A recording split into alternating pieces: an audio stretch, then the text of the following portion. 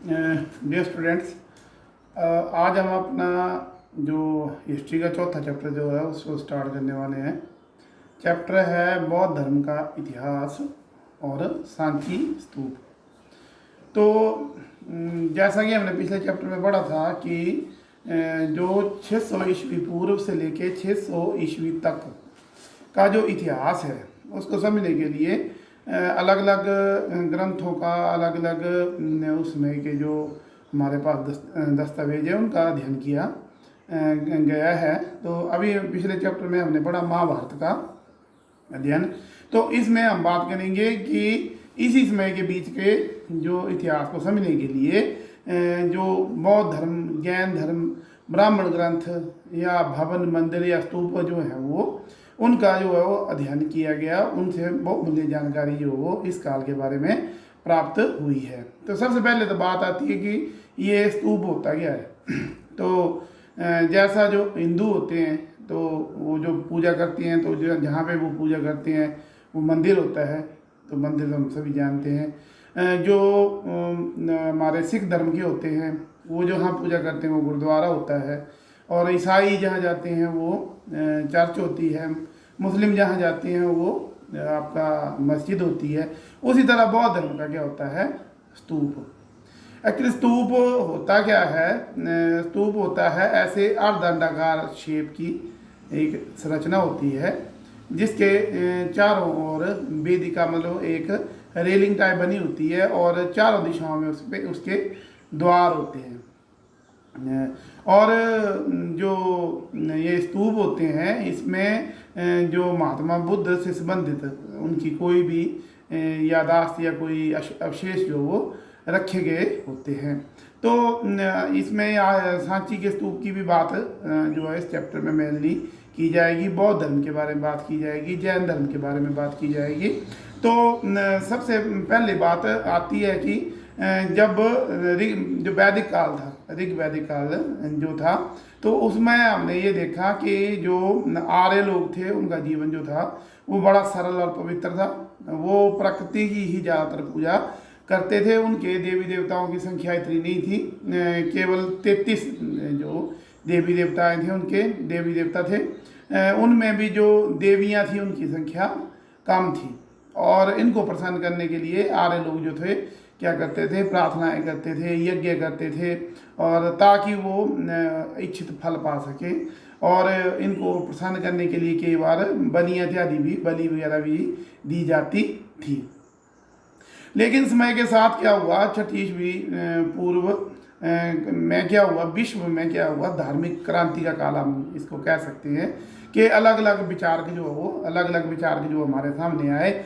जैसे हमारे भारत में आगे आपके महात्मा बुद्ध, महावीर जैन, और इसी हिसाब से ईरान में एक आए थे जरथुस्त्र, और चीन में आए थे खुंगस्ती, और यूनान के जो है उनको तो आप जानते ही हैं, उनका नाम बड़ा है, सुकरात, प्लूटो और अरस्तु।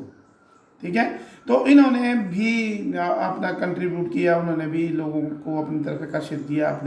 उन्होंने अपना धर्म से अपनी शिक्षा से लोग उनके भी अनुयायी बने। उन्होंने भी एक धार्मिक क्रांति लाने में अपनी भूमिका निभाई। कारण क्या था कि इस काल के आते आते जो हिंदू धर्म था हमारा, जो उसमें जो थी वो जटिलताएं ज़्यादा हो गई थी। उसमें कर्मकांड जो ज़्यादा आ गए थे, अंधविश्वास ज़्यादा हो गए आए थे, और खर्चीला हो गया था। एक अत्यधिक संस्कार आ जाने के कारण, कर्मकांड अधिक आ जाने के कारण ये जो था ये क्या हुआ गया था, खर्चीला हो गया था ये धर्म। और लोग जो थे इससे जो वो तंग आ चुके थे, और वो और तरफ जो जहाँ भी उनको एक ऐसा धर्म मिलता था, ऐसे कोई मिलता था विचार को, उससे ये प्रभावित होकर उस तरफ शुरू कर देते थे।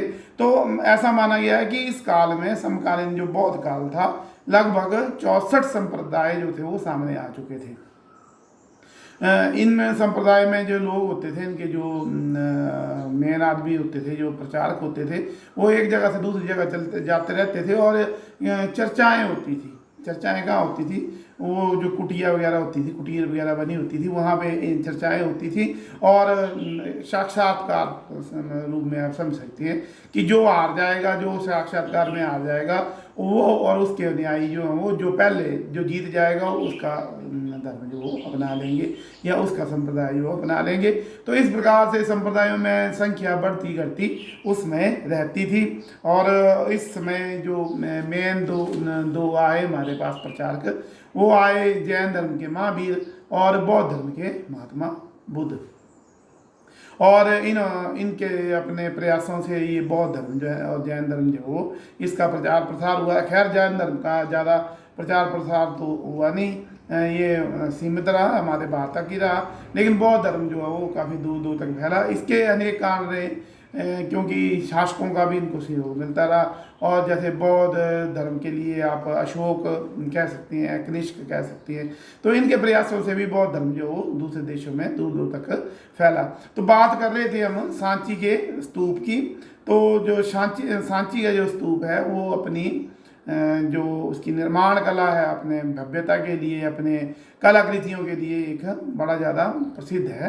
तो हुआ क्या कि ये जो सांची का स्तूप है, मैंने पहले बोला कि अर्ध गोलाकार एक रचना होती है, संरचना, जिसके चारों ओर जो वो वेदिका जैसी बनी होती हैं, और इसके द्वार होते हैं चार, जिनको तोरण द्वार कहते हैं। तोरण द्वार मतलब ऐसे आप समझ लो कि द्वार जो होते हैं, और उन पे क्या होते हैं, कलाकृतियाँ वगैरह बनी हुई होती है। तो ये जो सांची का स्तूप था, ये 19वीं शताब्दी तक जितने भी यूरोपीय में आप वो भी ले सकते हैं, आपके फ्रांस वाले भी आ जाते हैं, यूरोप में आते हैं, वो इंग्लैंड के जो हैं वो भी यूरोप में आते हैं। तो उनका इंटरेस्ट जो है इस सांची के स्तूप में बढ़ा।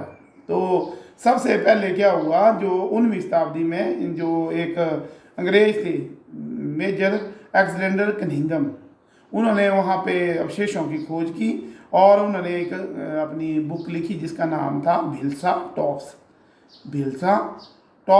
और इससे ये इसका जब प्रकाशित हुआ तो फ्रांसीसी जो थे इस जो स्तूप की इस सुंदरता से इतने प्रभावित हुए कि उन्होंने उस समय की जो वहाँ की शासक थी बेगम शाहजहाँ बेगम, उससे एक रिक्वेस्ट की कि हम ये जो सांची का स्तूप है इसका पूर्वी तोरण द्वार, इसको हम अपने यहाँ फ्रांस ले जाना चाहते हैं, और उधर जाके हम अपना इसको क्या करेंगे, संग्रहालय में लोगों को दिखाएंगे। तो इसकी जो जानकारी है वो उस बेगम ने अपनी उसके शासनकाल में एक आत्मकथा लिखी गई है जिसका नाम है ताज उल इकबाल तारीख भोपाल। ताज उल इकबाल तारीख भोपाल। तो जब अंग्रेज़ों को पता चला कि भाई ऐसा, तो फ्रांसीसियों ने ऐसा रिक्वेस्ट की है कि बेगम से, शाहजहाँ बेगम से, कि हम तो पूर्वी जो तोरण द्वार है उसको फ्रांस ले जाना चाहती हैं, तो अंग्रेज़ों ने भी रिक्वेस्ट कर दी कि हमें भी दे दीजिए, हम भी इनके अवशेष जो वो लंदन ले जाना चाहती हैं। तो मतलब एक किस्म से आप कह सकते हैं कि जो सांची के स्तूप पे के अस्तित्व पे ही खतरा हो गया। तो शाहजहाँ बेगम ने बड़ी चतुराई के साथ क्या किया कि ये जो स्तूप थे, इनके जो तोरण द्वार थे, इनकी जो प्लास्टर की कलाकृतियाँ, मतलब डुप्लीकेट प्रतिलिपियाँ जो थी बनाकर उन दोनों को दे दी, फ्रांस वालों को भी दी और जो अंग्रेज थे उनको भी दी। और ये बात है कि वो दोनों सेटिस्फाई हो गए और वो उससे ही संतुष्ट हो गए और उन्होंने वो ले ली। और जो मूल कलाकृति थी, जो मूल रूप से जो थी, वो भोपाल में सुरक्षित रहेगी। नहीं तो ये अस्तित्व इसका, ये सांची के स्तूप का तो वही खत्म हो जाना था। और एक बड़ी बात कि इस पे कोई ना तो किसी रेल जो ठेकेदार थे उनकी नज़र पड़ी, ना जो ऐसी जो कलाकृतियाँ अपने ले जाते हैं उधर रखने के लिए। जैसे मैक्सिमम जो स्तूपों की कलाकृतियाँ थी वो जो अंग्रेज अफसर लोग थे उन्होंने अपने वहाँ से उठा के अपने जहाँ भी वो महल, जहाँ पे रेजिडेंस होते थे उनके, वहाँ पे रख लेते थे ऐसे सजावट के लिए। ठीक है, तो ये बच गया, ये एक बहुत बड़ी अमूल्य धरोहर जो वो शाहजहाँ बेगम के एक प्रयासों से बच गई। तो फिर जब उसकी अगली वंशज आई जिसका नाम था सुल्तान जहाँ बेगम, उसने भी जो इन स्तूपों के स्तूप था, सांची का स्तूप, उसके संरक्षण में अपना बड़ा ज़्यादा योगदान दिया और इसके लिए उन्होंने बड़ा धन भी उपलब्ध करवाया। सराय इत्यादि बनवाने के लिए, संग्रहालय बनवाने के लिए उन्होंने ये इस पर काफ़ी धन खर्च किया। और उन्हीं के काल में एक जॉन मॉर्श थे, जिन्होंने लगभग 3 वर्ष तक वहाँ पे अनुसंधान किया और इस अनुसंधान का जो सारा खर्चा था वो भी सुल्तान जहाँ बेगम ने दिया। फिर ये जो जॉन मॉर्श थे, इन्होंने एक अपनी बुक लिखी, द मैन्यूमेंट्स ऑफ सांची, ठीक है, और इसको प्रकाशन करवाया उन्होंने 1923 में, ठीक है। और इसमें उन्होंने पूरा उसका वर्णन किया कि सांची के स्तूप कैसे हैं, कैसे यहाँ पे वो है, क्या उनकी सुंदरता के बारे में लिखा। तो ये सुल्तान जहाँ बेगम और शाहजहाँ बेगम की एक दूरदर्शी सोच से और विवेकपूर्ण निर्णय से क्या हुआ कि ये जो सांची के स्तूप थे ये बचे रहे और ये विदेश के संग्रहालय में ये नहीं गए, ठीक है। अब बात आती है कि वैदिक धर्म उस समय कैसा था। जब हम 600 से ईस्वी पूर्व से 600 ईस्वी के तक की बात कर रहे थे, तो उसमें ऐसा है कि जो मेन दस्तावेज है इस काल का वो तो है ऋग्वेद, और ऋग्वेद की रचना हुई है 1500 ईस्वी पूर्व से 1000 ईस्वी पूर्व के मध्य में, और इस समय को वैदिक काल भी कहते हैं। और उसमें होता क्या था, ऋग्वैदिक काल में क्या होता था वैदिक काल में कि लोग प्रकृति की उपासना करते थे। मेन देवते जो थे, देवता थे जो भी थे, ये इनके प्रकृति ही इनकी मेन देवता थे। और मैंने पहले भी आपसे बात की कि उसमें देवी देवताओं की संख्या ज़्यादा नहीं थी, सिर्फ 33 देवी देवताओं का ही वर्णन था, जिसमें अग्नि, पृथ्वी, सोम, बृहस्पति और नदियाँ वगैरह शामिल थी। जो मेन देवता था, जो सबसे बड़ा देवता मानते थे ये लोग, आर्य लोग, वो था वरुण। और ऐसा माना जाता था कि वो सारे संसार का क्या है रहस्य जानता है और आकाश का वो देवता है और वही पापियों को दंड देता है। और दूसरे नंबर पे जाता था आपका जो देवता होता था वो था इंद्र, और उसको युद्ध और वर्षा का देवता माना जाता है। और इनकी पूजा के लिए जो मंत्र वगैरह वो ऋग्वेद में इन्हीं देवी देवताओं की पूजा के लिए मंत्र वगैरह दिए हैं। और सबसे ज़्यादा जो मंत्र हैं वो इंद्र के लिए हैं, वो हैं लगभग 250।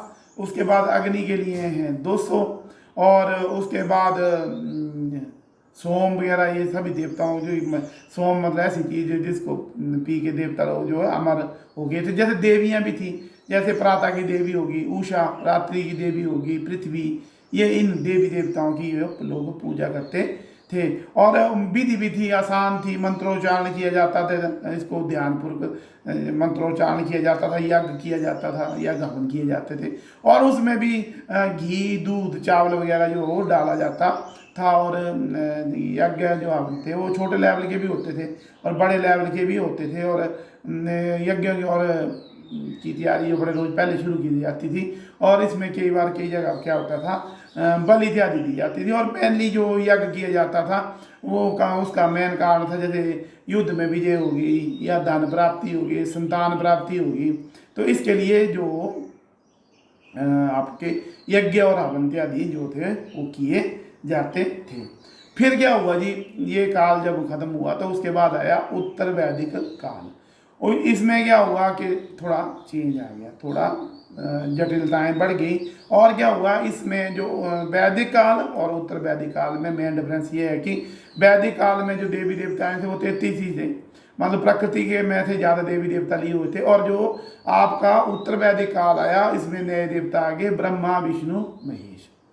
ब्रह्मा मतलब संसार का रचयिता, जिससे उसने संसार की रचना की है। विष्णु मतलब जो संसार का पालन करता है। और जो शिव है वो संसार को नष्ट करने वाला।